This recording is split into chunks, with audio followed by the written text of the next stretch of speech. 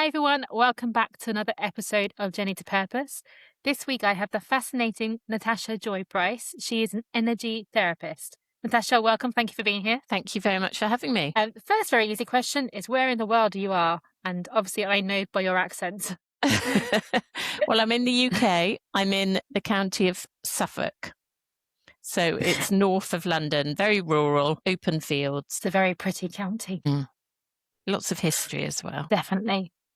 Right, I think you're a really interesting person. Let me tell you why. So for those who don't know, you were a property solicitor, or you are still a property solicitor, 30 years building now, but you've also in parallel built this different world in energy healing. And I love on your website, I think you talk about how, you kept them separate, but at one point you realized actually they were complementary. So can you just talk to me about what led you into the energy side of things and what was that turning point in life when you realized that the energy work was actually benefiting you in your day job? So I sort of had my first experience in energy healing after the birth of my third child.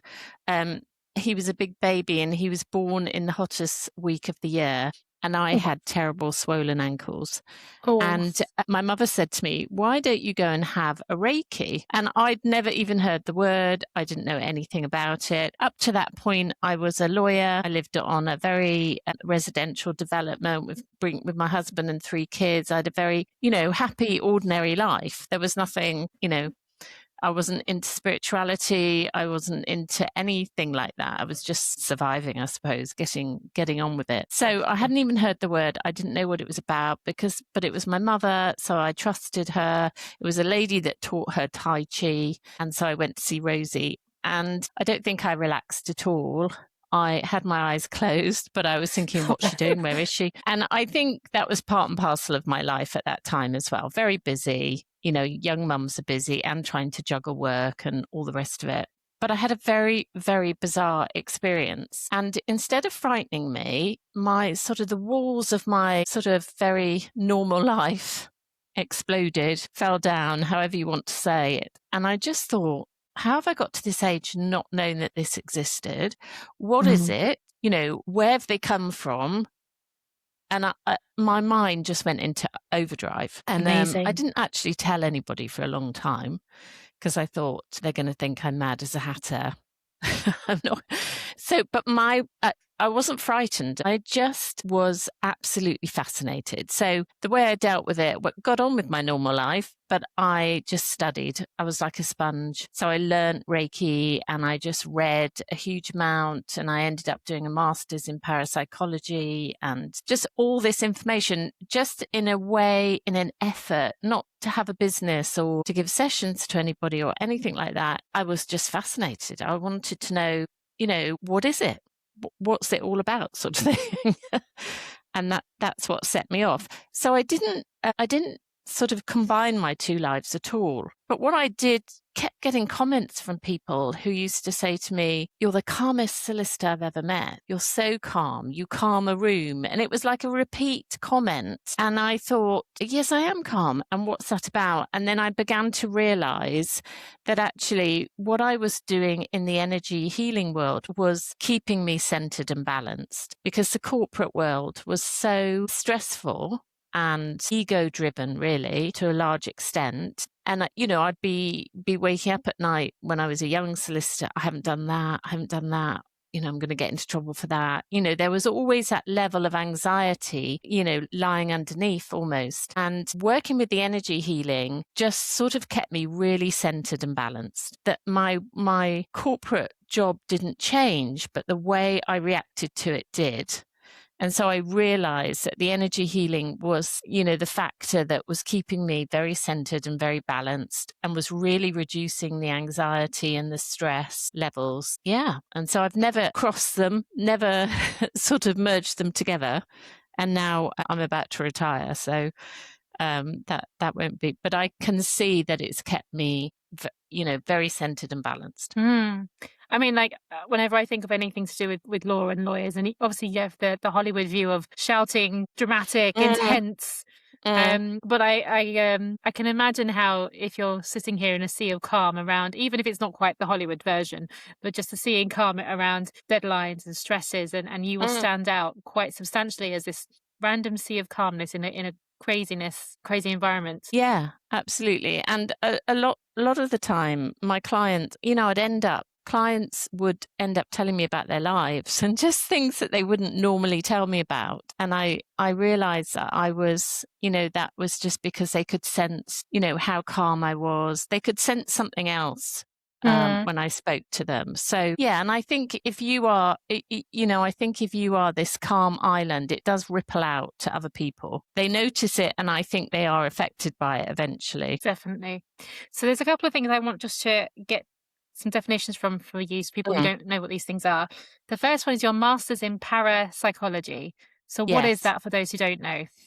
So parapsychology is anything outside of your 5 normal senses.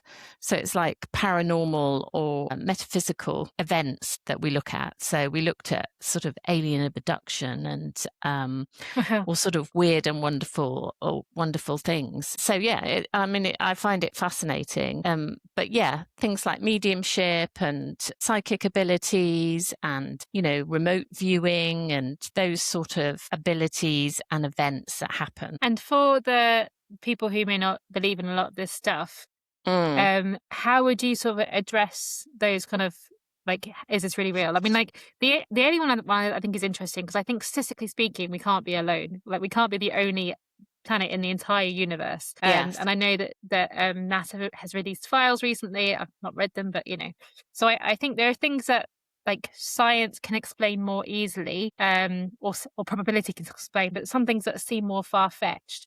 So what would you say to people to go, well, how is this stuff actually real? Well, there's a continual amount of study going on. And one part of the parapsychology was that we were trying to make it fit within the science parameters. And actually, it doesn't fit within the science parameters. And there was a part of me that was a real friction, because I kept thinking, well, science needs to move their parameters. I just couldn't work that one out, but things like, when we look at it though, things like your thoughts, we all have thoughts, they're energetic. Science can't prove that you are thinking and having thoughts, but we all know that you are. So there has to be a bit of leeway, I think. And there are so many documented projects as well. So, for instance, past life regression, which is something that I do and I love. There is so much science projects and study and research into it, but there's an element you've got to sort of, I know it's a moot point that maybe you've seen that film or you've read that book and therefore it's in your mind, but there's so much documented evidence with small children, and they actually have gone and met their original families in some instances. And, and you can't, with things like that, if there's not a box that you can put them in, that doesn't mean they don't exist and didn't happen. So it is quite difficult. But I think the experience that I had when I went to my first Reiki, I would now call that a paranormal experience. And I can't explain it, but I do know it happened. And that's what sort of opened the door for me to study more. But I'm an absolute firm believer that what we see in our day-to-day life is not everything at all. There is more beyond that, and we just can't see it, we can't sense it. And I think more and more people are beginning to realize to some degree that they can, and that's perhaps where more study needs to be. I think it's all fascinating, and I think, to take your example, like gravity. So we can't actually see it, so we know it exists, and we know thanks to Newton and the apple. And so I do think, and I study neuroscience, and there's so much about the brain we don't yet know or understand. To your point, how does this series of chemical reactions produce thoughts? That doesn't make any sense. So I think it is interesting to me to see this evolution of our understanding and evolution of our beliefs. But I also go back to the really basic sort of rules of thermodynamics, which is that everything is energy. Yes. And if you go back to that tenet, you go back to that, and well, anything is possible because everything is energy. Yes. It's like it's just changing your perception of things, isn't it? Because when you start to think about that, well, the table that right in front of me is actually vibrating, but it doesn't look as though it is. So you've got to sort of, have a look at, and quantum physics, of course, which is way over my head. It's but it makes what would appear magic scientific.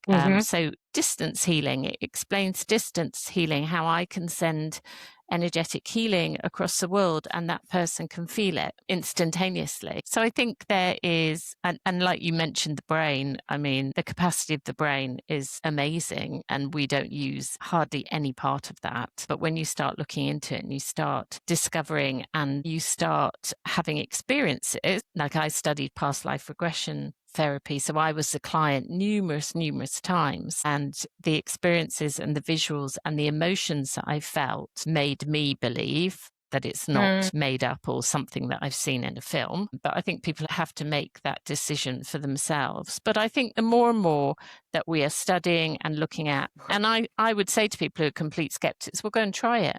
You can't you can't poo-poo something if you've never tried it, if you've never, Absolutely. researched it or delved a bit deeper. With your masters, were you looking or hoping to find something specific when you embarked on it, or was it just literally to broaden your horizons? It was really to broaden my horizons. I was just really fascinated about this relationship between science. What's science and what isn't science? What will science accept as legitimately happening, and what they won't accept, and why won't they accept that? So we did a lot of data and we had to devise an experiment at the end. And, it was just, I find all study, I'm a bit of a sponge. I find soaking that up and different viewpoints fascinating. So I found it incredibly interesting, but it didn't, there was no plan to use it for anything per se. Although I would love to research more. I'd love to research in Reiki and paranormal, and I think that would just be fascinating. Do you know what? I think I would love for someone to pay me just to study like full time. Like it'd be such a gift, wouldn't it? Yes. I am. I'm totally with you. Like it's so much to learn out there. Yeah, I mean, you've trained across so many different modalities over the last 20 years. So, like, I've seen theta healing, compassion key, soul continuum, Reiki. But I think you seem to focus a lot on the soul continuum. Is that your signature framework? And so, could I ask you what that is and sort of why it matters? Yes. Well, it's sort of become very significant to me. I did this 2-year diploma in past life regression therapy. And obviously, past life regression is the hypnotic technique in order to access past lives. So really what you're talking about is reincarnation. So I did that diploma and then I thought, well, what next? What happens now? Is that it? And then I discovered a lady who trained me in future life progression. And then there was a between lives session that you could go to as well. Michael Newton really sort of brought that to the fore. And I began to realize that actually, time is not linear when you're in those experiences. And so it's not just a thin line of your past experiences. To me, it's like a cobweb, and it's your soul's path, your soul being reincarnated over again. So it's your soul's path across time and space, basically, and the experiences and the lives that it has and the skills that it learns. And that's what we look at. That's your soul continuum or your soul's life. And using hypnosis, you can go to wherever you want to go on that soul continuum. And every session that I do is completely and utterly different. I mean, with clients, gone to historical times that I didn't even know existed, that I didn't know anything about, and neither did they. And they sort of came round and thought, what was that? And I went, well, I don't know. So we had to do a little bit of research and, find out what that was all about. But it was a legitimate thing that happened in our history. So that part has become very big for me. And for clients that really who are experienced in going into what we call trance work, although I don't like that term, but into that very relaxed state, that is an area that they can do a deep dive in. They can go wherever they want to go, set their intention to go to a life where they reach their highest potential, or go to a life where they had a master skill, or the list is endless. And once you've connected to that energy, you don't forget that. It's almost like once you've seen that, you can't forget it. But it's more than that. It's not like a normal memory. Like if you said to me, what did you do 2 weeks ago? I would struggle probably. But if you say, recall your first ever session, I can recall it crystal clear. So it's almost like they become more than memories. They become stronger somehow. So yeah, it's become a very big part of my work, and I still find it fascinating. I still love doing it. I'm sure there's more to do. I've discovered people, which is not something I've done so much of, but there's also like intergalactic regression, because there's always this talk of, you know, a lot of people talk about different planets that they come from or have had experiences on. So that's another sort of extension on it as well. There's I don't know if it's one of my guests maybe, or someone I've via one of my guests, and she was talking about exactly that, where almost like you have your own planet as well. I think that's the same thing. It's stirring in memory now. But it was fascinating. It was this idea that actually we all have a planet that we are sort of aligned to, and like energy wise. So, I mean, like, again, anything is possible, right? Yeah. How do we know? You know, we can't disprove it. And so many people have similar experiences and information coming to them that I would never just poo-poo something. I think you have to try it and have that experience and then make up your own mind, really. With the soul continuum work, I'm fascinated. So if I came to you and said, I want to find at what point in my continuum I was at my peak performance, like I said, I achieved all my criteria or achieved my greatness. So are you saying then that people kind of go to these places and they come back, and not saying that they, like, say they were, I don't know, become an emperor of the world. I don't know. It's not like they come back and become the emperor, but do they embody those positive traits? Is that kind of what happens a bit, or is it not that straightforward? No, it is that straightforward. Absolutely. Okay. At the beginning of a session, we will set an intention. So, and that's very, very important, because setting an intention in energy healing is basically like flicking the switch. That is really, really important. If you don't set an intention, you get a lot of information, but it tends to be jumping around. So we have to set that intention, and we just follow that energy where it takes us. And yes, if we went to a life where they were hugely successful, you know, they were happy, they really achieved a lot, it's almost like they connect to that energy and they come back with that memory. And it does boost their confidence. It makes them feel, well, I've done it once, I can do it again. You know, it's that. Yeah. It changes a mindset somehow, and perhaps it changes the little voice in your head in some instances. It depends what you're looking at and what we're looking at. Because in past life regression therapy, what we do is we look at maybe the thoughts and emotions that they passed with. And so if they're quite negative and detrimental, we'll clear those so that they're not bringing those back, and that those thoughts, which might still be going through their head somewhere in their energy and affecting how they are in this current life, we clear that. So what we do in the therapy work is we're bringing back the positive, allowing them to connect to the positive, but taking away perhaps thoughts that are negative or would affect them in their current lives. And what sort of things do people generally come with you to set? I mean, because I think this is quite a niche area of therapy. It's not everyone's doing it, which is amazing. But I guess, how do people know what to focus on when they come to you? It's a mixture. So sometimes people come with a physical issue that perhaps they've had a diagnosis on, and it's just not getting better, and they're not getting any sort of change in that. And there might be emotional stuff sitting behind it, which needs to clear. So maybe we will do that. They can come with, you know, there's a relationship in their life that's really struggling, and perhaps they want to see if they were together before, and whether, you know, they're playing out karma in some way. You know, maybe the client killed that person in a past life, and now they're really, really struggling with the relationship in this lifetime. So all sorts of things. And sometimes people have a voice in their heads, if you like, not in a psychotic way, but, you know, they might have thoughts about things and think, I don't really know where that's come from.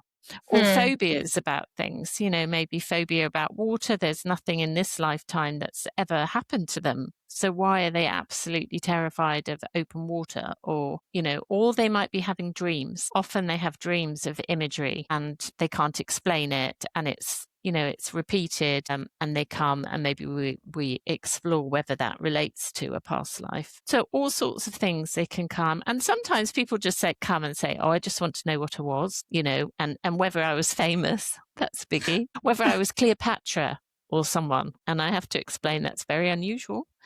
But we go and have a look. Have you ever Yeah. had someone who turned out to be a historical figure that we might know about? I have actually once. And in our training, we were always told you'll never find somebody who's a historical figure, because that just, it's The chances too. are, Yes, exactly. But I have actually, and she was Joan of Arc in a past oh life. wow, that Yeah, is hardcore stuff. yeah. So, and she, funnily enough, she came to me because she kept smelling burning, and she was driving her partner absolutely doolally, because every night, or she'd be saying, "Go and check the house, go and check the house, because I can smell it, I can smell it." Oh wow. And so she came to me and she said, well, she actually came to me through friends. So it was just that we got talking, and, and I said, well, let's see what comes up with it. Yeah. And she turned out to be Joan of Arc. So that was a bit mind blowing. I was a bit like, Yeah. okay. I now know why you can smell burning all the time. Yes. It's not a good situation, but at least we know why. And usually that should shift. And I did see her a little while ago, and I said, has it gone? And she said, no, it's got worse.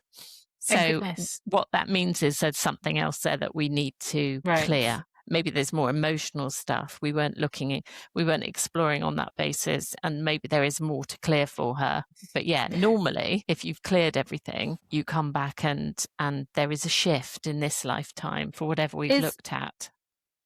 I'm a big lover of history, and I obviously see patterns in the way the world reacts. But do you see patterns in people's past lives? So, like, this lady might have been Joan of Arc, might have been someone else has burned at a stake prior to that. Like, is that a thing that you see as well, or is that is it not that simple again? Absolutely. It can be very layered. I have many, many past lives as a healer or of some sort. A lady collecting herbs, a young girl who was killed by the church because she was psychic. I think she could see people die, passing over as they died. And that just wasn't the thing in a religious town where she was, or a shaman or a witch doctor. So I know I have a long thread of those. So often, you have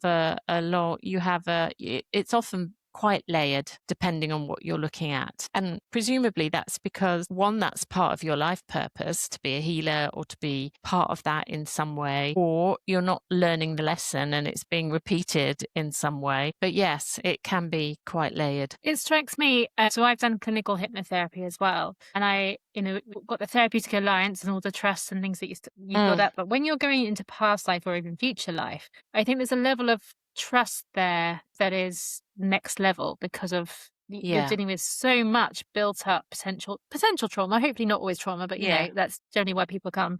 How do you ensure that process is safe for them to go through? We talk about everything first, so I absolutely explain the process to them beginning. And although we talk about them going into trance, the word trance really implies that they don't know what's happening, they have no control, they won't remember, that sort of thing. I don't like that word at all. It's not like that. They're in a very, very relaxed state, but they are in complete control. I am just a facilitator. So, if they want to stop and say, I don't like this, then we stop.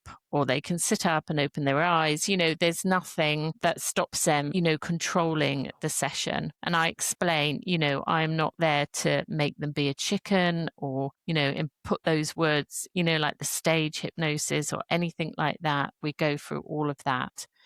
It can, and I also explained to them about going past the death point, because although of what we're doing and we're going into past lives, people don't sometimes grasp that I'm actually, but of course we do that without reliving the trauma in any way. So we have to have the words that we need to make sure that they don't do that. So they're not going to, relive the trauma. They're not feeling anything physically or anything like that.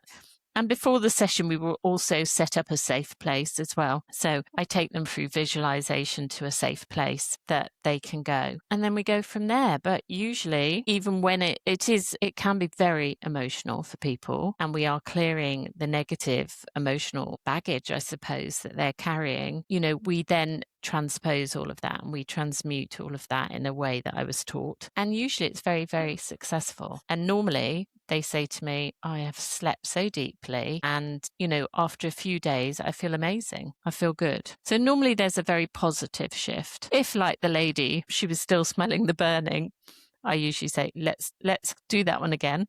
Let's go and see what else is going on. But I think the majority of the time, people feel a massive shift. Amazing. I feel like if you were Joan of Arc, there is so much built up trauma and complication with what she went through. I feel like it's okay to need more than one session. Yes, absolutely. Absolutely. Bless her. Yeah. So one thing I want to shift towards is a lot of people come to you in a state of burnout or overwhelm or feeling completely stuck. And what does that look like through an energy lens versus the purely psychological one? Do you see things that perhaps normal therapies might not see because of the level you work at?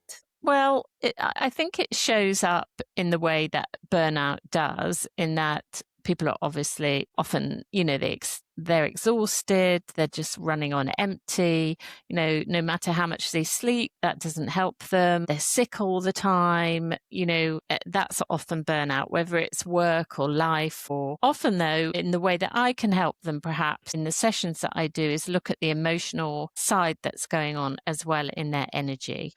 So I can come from it like that. So there can be, you can have a trauma in your life and we don't deal with the emotions at that time. We often put them in a box and we put them somewhere in our body or our energy and we just leave it. We're too busy. We've got to get on with our life. And then eventually that will seep out and it can be mixed in with all of that as well. But I sort of explain it to them that the energy field, I think, is something that's missed off the list in our holistic health. So when people come to you or they go to the doctor, which is something that I absolutely support, but they might talk about, your diet, what's happening in your life, your sleep, supplements, all the rest of it. But nobody says what's happening in your energy field. Nobody checks in. And your energy flows through your physical. It's like this, it's how I see it. It's just a beautiful piece of organic machinery and it just, all the parts flow. And when the energy is stagnating or it's splitting or it's spiking, then that machinery is not going to flow, if that makes sense. So I sort of give them techniques to sort of clean and clear their energy and start making it into a habit. So I come from it from that side. And then perhaps we can do a session around trauma or some emotional stuff that they're holding on to. Yeah, and I help them in that way. But I think looking at our energy every day is just so important. I check in on my energy every day. And, without that, I think I would not be as centered and balanced that I am now. So I know that it helps people and I know that it's important. So that's sort of how I come at it. How do you check in? Like, I don't know anything about this. So how would I check in on my energy each day? What is that process? Well, I do it via visualization. So I teach clients visualizations of cleaning and clearing your energy, right. But I will check in on the thoughts I'm having because that's part of your energy field. I check in on how are you feeling today? Is there something coming up? Did you have a really bad dream last night? Well, what's that about? And I encourage journaling as well, just to write it all out. And you can often see themes. So then, you can start working on that and having a look at that. But yeah, how you're behaving as well, which might sound a bit strange, but if you're Mr. Angry or whatever, then there's something going on in your energy that you have to clear, and the way that you're affecting other people around you, people can pick up on that. That's a sure sign that there's something. Just like people can pick up when I sit with them that I'm calm. You can sit next to somebody on a tube and you can think, okay, he might not be saying anything or doing anything, but you can sense that there's something going on. That's you reading their energy. I remember once I was getting on the tube in London and, if it's busy, there's a lot of jostling as you get on and off. And there was a man and a woman basically had a fight in front of me and she basically got pushed off. She didn't want to be off. So she got back on again and I stood next to her. when I got on. And I felt this wave of like wanting to cry just absolutely flooded over me. And I knew it wasn't me. And I looked at her and thought, should I say something? But her face was completely expressionless. She wasn't going to show that she was upset, but gosh, could I feel it? So we are very aware of people's energy, whether we consciously think in those terms or not. So she really needed to go and punch a pillow or something. Or talk to somebody or something. But, somebody else who stood next to her might not have realized that it was her stuff and might be thinking, my goodness, why do I want to cry? What's going on? Yeah. And not get that differentiation. Yeah. It made me think of like when I've been in corporate meetings and you have that one person who changes the energy in the room, whether it's because you know that they're difficult or you know that they're a bit of a bully. But we just don't define it in those terms. But actually think about it, we kind of do, because you often will say, oh, like the energy has shifted in the room, or the vibe was off. But we don't necessarily equate it to the actual energy coming from that person, just more the room vibe. So it's interesting when you put it that way. Yeah. And then and then I always think, well, why are they like that? What's gone on? What's going on for them at home? We don't know. We don't know what's going on for people. So it's always being, kind and compassionate as well to anybody who's, perhaps angry, or that person who changes the energy for whatever reason. Definitely. Now, you have also written, I want to say 2 books, a workbook and a book. So you've got The Freedom of the Soul, your workbook, and the Reg Magnus. Magus. Red Magus. Sorry, that's my terrible eyesight reading my notes. So let's talk about those very quickly. So what led you to the workbook, and then let's talk about the novel afterwards. So the workbook, my middle daughter got to 17 and her group of friends all had mental health issues, which terrified me. And one of them came to tea one day and they found out that she'd been attuned to Reiki when she was 11, and that I taught Reiki, and she became really animated and really fascinated. And that sort of gave me the idea to do like this proactive workbook in energy management. So for that sort of age group, although I think anybody could use it, that just gave them tools, mental health tools, basically, just learning about different meditations, journaling, learning about all sorts of ideas, spiritual ideas and concepts that helped me. And it was really written to give them additional tools in life. That generation seems to have a lot of mental health issues and, stresses and anxiety more than anything. So that's how Freedom of the Soul came about. And then last year I wrote The Red Magus, which is my first novel. So it's a story, but the storyline is all about past life regression sessions. So the central character has just had a baby, feels a bit lost, goes for some past life regression sessions, and begins to think that a past life that she sees is repeating itself in her current life, and that her husband is trying to hurt her in some way. And she also meets this character, the Red Magus, and magi were like priestesses or sorcerers, or they would be the midwives. They would be the people that helped anybody who was sick. They would be the soul midwife and help people who were passing over. They would be that sort of character in the tribe. And she meets this woman and she begins to realize that she's trying to send her a warning about her current life. So it's a bit of a thriller. It's about how she works that all out, but it's all centered around doing past life regression. And I had great fun just throwing in so many sort of spiritual ideas and themes like crystals and essential oils, and, even reading the tea leaves is in there. Wow. Why not? Different characters, exactly. But I felt like a story people could sort of take on board on different levels, sort of thing. Yeah, wonderful.